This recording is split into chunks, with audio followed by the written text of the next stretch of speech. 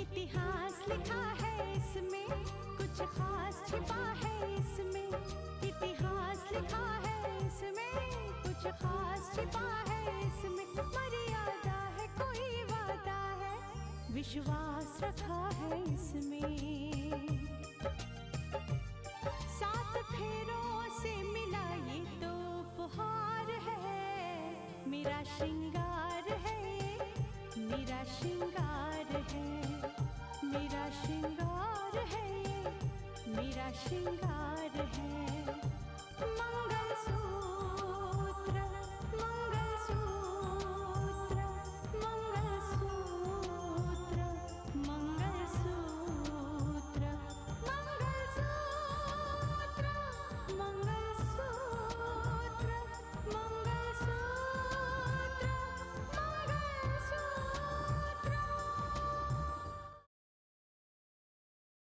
बड़े पापा, आपकी बात सही निकली। अदालत से गुलशन शाह को जमानत मिल गई है। हाँ हाँ राधिका, तुम मेरे साथ रहोगी तो मुझे भी अच्छा लगेगा। ठीक है, तो फिर मैं सारी तैयारी कर लेती हूँ, ठीक है ना? आज अदालत में सच्चाई पेश करूंगा और मानस की बेल करवा के रहूंगा। भरोसा रखो मुझ पर।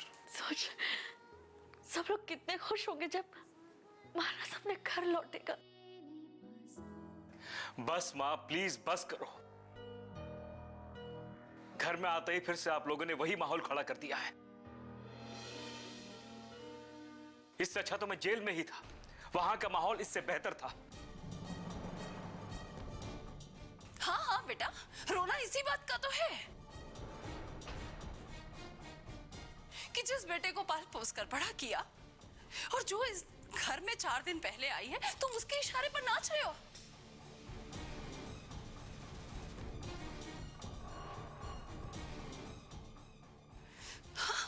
बहुत अच्छा है। ये कैसी बातें कर रही हो तुम बहू? मत भूलो कि तुम इस घर की बहू हो, और सुजाता तुम भी मत भूलो कि तुम इसकी सास हो। बड़े पापा, एक अच्छी बहू होने का फर्ज निभाने की मैंने पूरी पूरी कोशिश की,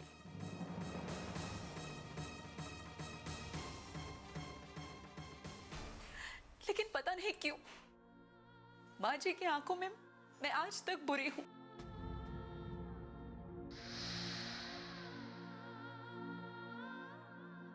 मुझे समझ नहीं आता कि क्यों, क्या कसूर है मेरा, क्या गलती की मैंने। कसूर आपका नहीं है भाभी, कसूर रिश्तों का है।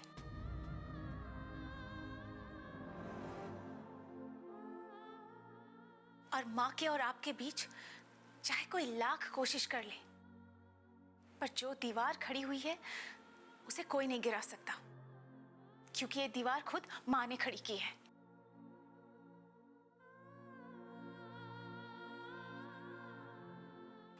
सास बहू की लड़ाई की तो बुनियाद ही यही है। माँ अपने बेटे को बचपन में उंगली पकड़ के चलाना सिखाती है, लेकिन जब बहू घर में आ जाती है तो उसे ऐसा लगने लगता है कि बहू उसके बेटे को अपनी उंगलियों पे नचाना चाहती है।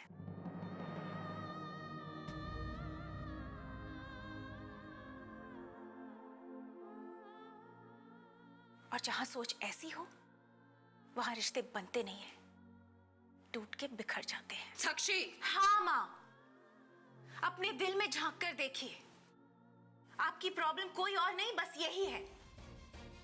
आपको ऐसा लगता है कि आपके बेटे पर हक जताने वाली कोई दूसरी आ गई है। आज तक जो बेटा आपके इशारों पे नाचता था, आज वो आपके बहू की बातें सुनने लगा है।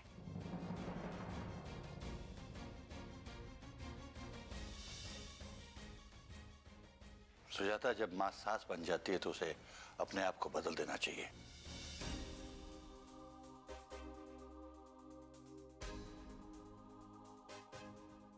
उस औलाद को जिसे वो उंगली पकड़कर चलना सिखाती है, और वही औलाद जब बड़ी हो जाती है तो उस बेटे का हाथ वो किसी और को सौंप देती है। ठीक है, तो आपको भी यही लगता है कि गुनहगार मैं हूं? नहीं मां, नहीं। बच्चे को जन्म देने वाली मां कभी गुनहगार नहीं हो सकती है।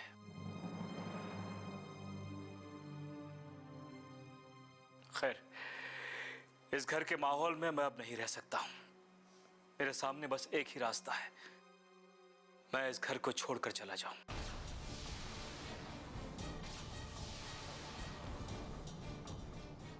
हाँ माँ जी, शायद इसके बाद आपके दिल को तसल्ली मिल जाए।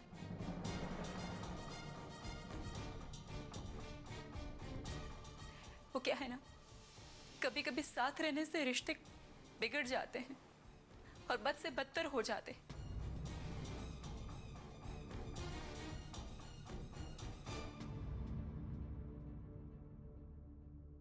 इससे अच्छा है कि हम यहां से चले जाएं, आपसे दूर हो जाए। कम से कम रिश्ते टूटेंगे लेकिन बिगड़ेंगे नहीं।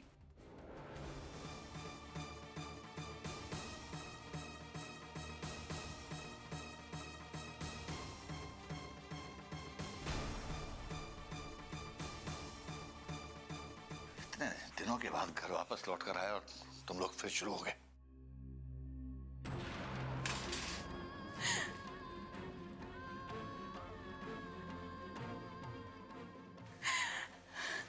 रितिका, प्लीज मुझे माफ कर दीजिए, मैंने पता नहीं जज्बात में आकर माजी से क्या क्या कह दिया। रितिका, तुम्हारा मुझे नहीं कहना तुम्हारा चाहिए। कोई कसूर नहीं है रितिका।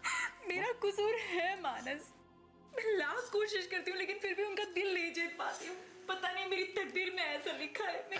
भाभी प्लीज, आप अपने आप को जिम्मेदार मत ठहराइए। साक्षी, मैं अपने आप को जिम्मेदार ना ठहराऊं तो किसको ठहराऊं? एक कलेक्टर हूँ लेकिन फिर भी अपने घर को नहीं बचा पाई, अपने पति को जेल जाने से नहीं रोक पाई। पता नहीं क्या करूं। तुमने अपना फर्ज बखूबी निभाया है रितिका।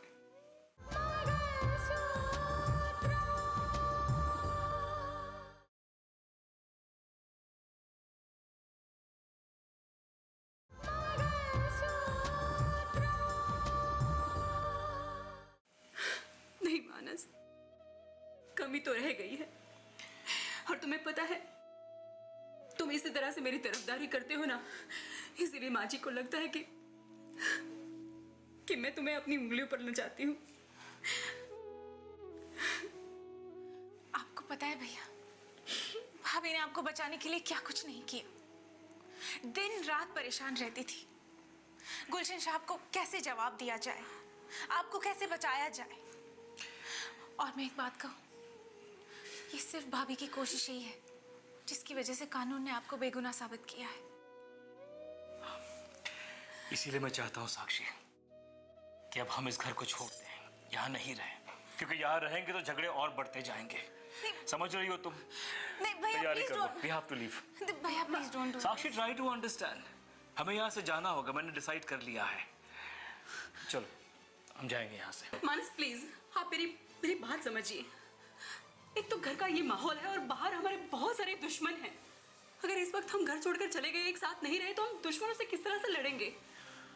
और वो गुलशन शाह, उसे तो कभी भी माफ नहीं करूंगी मैं, कभी भी माफ नहीं करूंगी। उसकी वजह से, सिर्फ और सिर्फ उसकी वजह से आपको जेल में इतना लंबा अरसा रहना पड़ा, इतनी प्रॉब्लम्स हुई। उसको तो सजा दिला के रहूंगी, छोड़ूंगी नहीं मैं उसे। उसे छोड़ना भी नहीं चाहिए। आज तक उससे मेरी कोई डायरेक्ट दुश्मनी नहीं थी, लेकिन आज जो मेरे घर का माहौल है उसका जिम्मेदार गुलशन शाह है।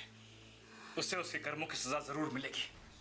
उसे जवाब अब मैं दूंगा, मैं जवाब दूंगा गुलशन शाह को।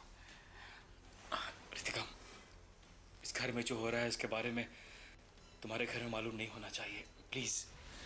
वरना पापा जी को लगेगा कि उनकी कोशिशों का इनाम देने के बजाय हम उन्हें सजा दे रहे हैं। मानस, आप जैसे कहते हो वैसा ही होगा, मैं वादा करती हूँ।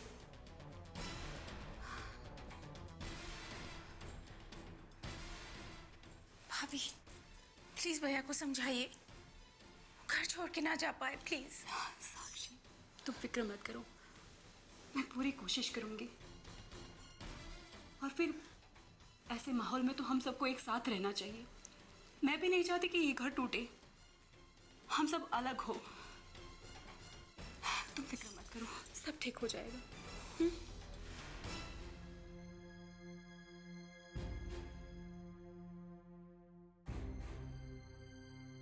शारदा, शारदा, रोहित,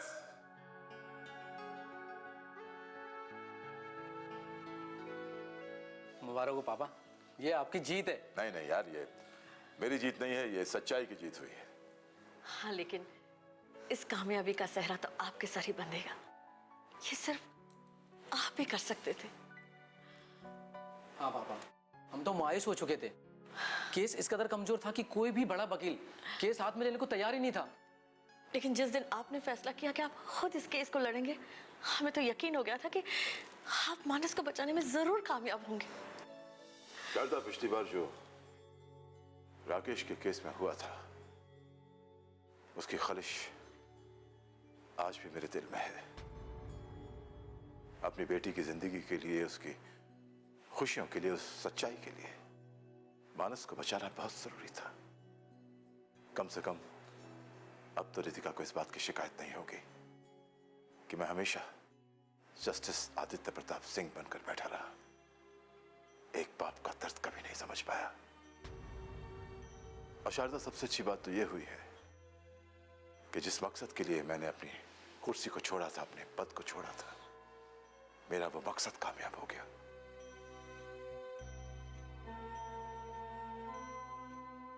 अगर आप ऐसा सोचते हैं तो समझिए कि आप उसके दिल से सारे गिले शिकवे मिट गए होंगे। शारदा, दुनिया में ऐसे कोई माता पिता नहीं होंगे जो अपने बच्चों के दर्द से वाकिफ ना हो। मैंने हमेशा रितिका के दर्द को महसूस किया है। अगर उसकी आंखें गीली हुई तो आंसू मेरी आंखों से गिरे हैं। अफसोस सिर्फ इस बात का है कि पहले राकेश के केस में मुझे गुनहगार समझा जाता था, और अब रितिका और मानस पे इल्जाम लगा है कि उन्होंने मिलकर राकेश की जिंदगी तबाह कर दी। मैं जानता हूं कि इन इल्जामों के पीछे कौन है, गुलशन शाह। और अब मैं गुलशन शाह को बेनकाब करके रहूंगा।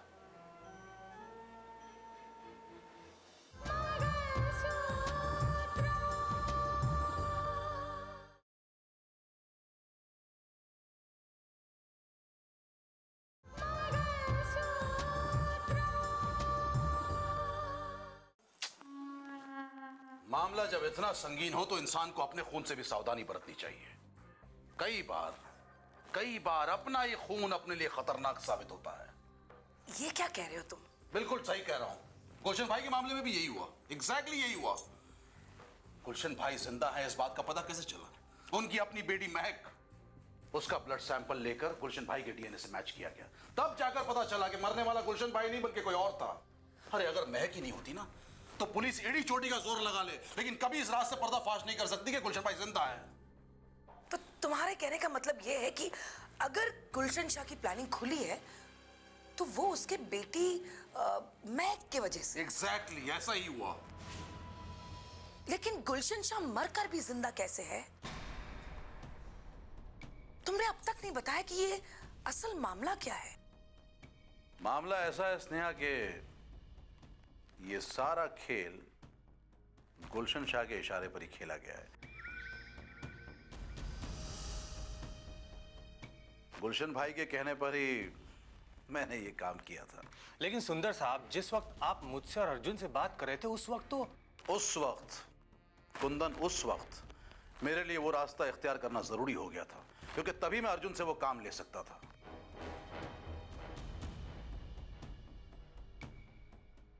इंसान एक तीर से दो शिकार करता है, लेकिन सुंदरलाल सुंदरलाल वो शातिर इंसान है जो एक तीर से पता नहीं कितने शिकार करता है।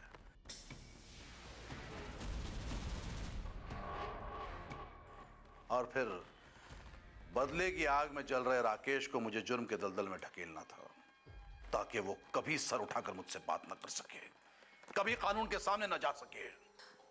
ओह, क्या बात है सुंदर। देखो स्नेहा, वो मेरा भांजा है, इसलिए जरूरी हो गया था कि मैं उसे इस बात का एहसास दिलाऊं और उसे यह भी यकीन दिलाऊं कि मैं भी उसके बदले में उसके साथ हूं। उस गुलशन शाह से मैं भी बदला लेना चाहता हूं। वाह सुंदर साहब, वाह।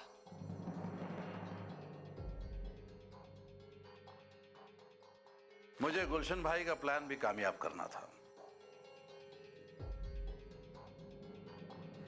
गुलशन भाई के ड्राइवर को मारा जाना था और शहर में यह बात फैलानी थी कि गुलशन भाई मारे गए हैं, ताकि इस खबर से पूरे शहर में तूफान पैदा हो जाए।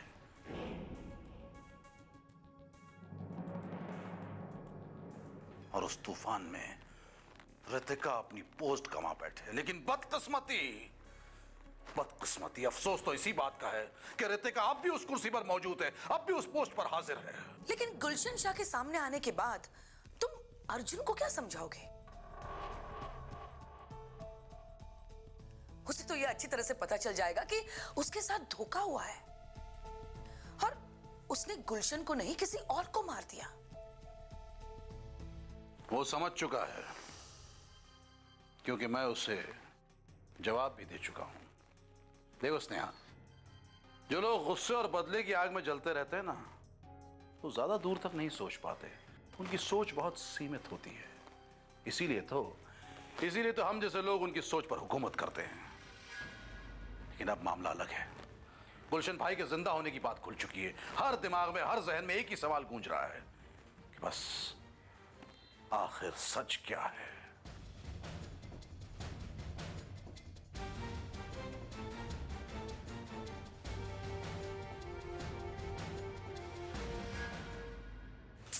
क्या करूं इस महक का, न जाने कहां से भनक लग गई है। हमेशा एक ही बार पूछ रही है, मम्मा सच क्या है, सच क्या है। अरे कैसे बताऊं उसको कि सच्चाई क्या है। ठीक कह रही है मैम आप। महक अब बच्ची तो नहीं रही, सारी बातें समझती है। लेकिन ये सच्चाई उसके सामने नहीं आने देनी है। मैंने उसे ये कहकर समझाने की कोशिश की है कि ये सब एक राजनीति के चाले हैं। ये एक शतरंज है जिसके मोहरे बिछाए गए हैं और रितिका भी एक मोहरा है जिसको आगे करके लोग चाले चल रहे हैं। क्या ये समझाने से वो मान जाएगी? और अगर उसे इस बात का पता चल गया कि रितिका सर की दुश्मन बनी हुई है, तो वो इस दुश्मनी की वजह जरूर जानना चाहेगी। हाँ डॉली, न जाने कितने सवाल उसके दिमाग में घूम रहे हैं कि उनकी मौत का इल्जाम रितिका के ऊपर था।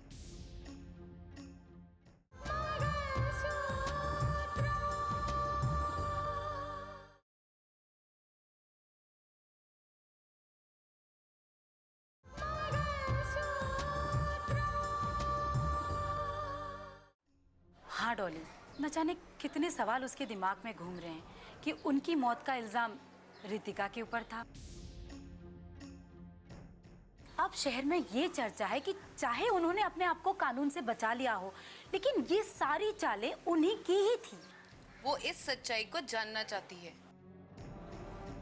और मुझे लगता है कि उसे इस दुश्मनी की वजह का भी पता लग चुका है। बहुत ही मुश्किल हो जाएगी डॉली, क्योंकि महक एक सच्ची और सीधी सादी लड़की है। वो ये बात बर्दाश्त ही नहीं कर पाएगी कि उसके पापा के हाथ कोई गुनाह भी हुआ था। और इसीलिए आज जब उसने मुझसे सवाल किए, मैंने उसे समझाने की बहुत कोशिश की, लेकिन उसके दिमाग में एक ही बात है कि अपने पापा के ऊपर वो कोई भी उंगली उठते हुए नहीं देख सकती, क्योंकि खुद को वो एक समाज सेवक और देशभक्त की बेटी समझती है। हेलो, बहुत बहुत मुबारक हो, वरना हम तो मायूस हो गए थे।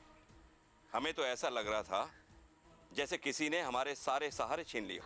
आप ठीक ही कहते हैं, बस आप ही लोगों की दुआएं हैं, वो वापस आ गए हैं। और ये खबर सुनने के बाद तो हमने बार बार अल्लाह का शुक्र अदा किया। शुक्रिया। वो वापस आने के बाद अपने कार्यकर्ताओं के साथ व्यस्त है। मेरे खिलाफ इंक्वायरी चल रही है और मामला बहुत संगीन है, और अगर इस मामले को दबाया नहीं गया तो बात और उलझ सकती है। शायद मुझे जेल भी जाना पड़े। ऐसा नहीं होगा, रितिका को खामोश करने के रास्ते भी है उनके पास। मैं उनसे बात करती हूँ, देखती हूँ क्या हो सकता है, क्योंकि वो काफी दिनों के बाद लौटे हैं। बातें जो बिगड़ गई है उसे ठीक करने में थोड़ा तो वक्त लगेगा ना। खुदा हाफिज। खुदा हाफिज।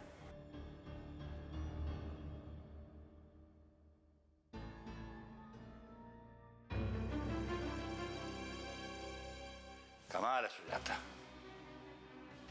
भाई बच्चे आखिर बच्चे होते हैं, वो लाख गलतियां करे लेकिन उन्हें माफ कर देना चाहिए। और आज तुम्हारी वजह से बच्चों ने घर छोड़ कर जाने की सोच ली है। हाँ तो ये होता है जेठ जी, और होता रहा है। बहू घर में कदम इसीलिए रखती है कि वो माँ से बेटे को छीन कर ले जाए। इसकी वजह आप है माँ।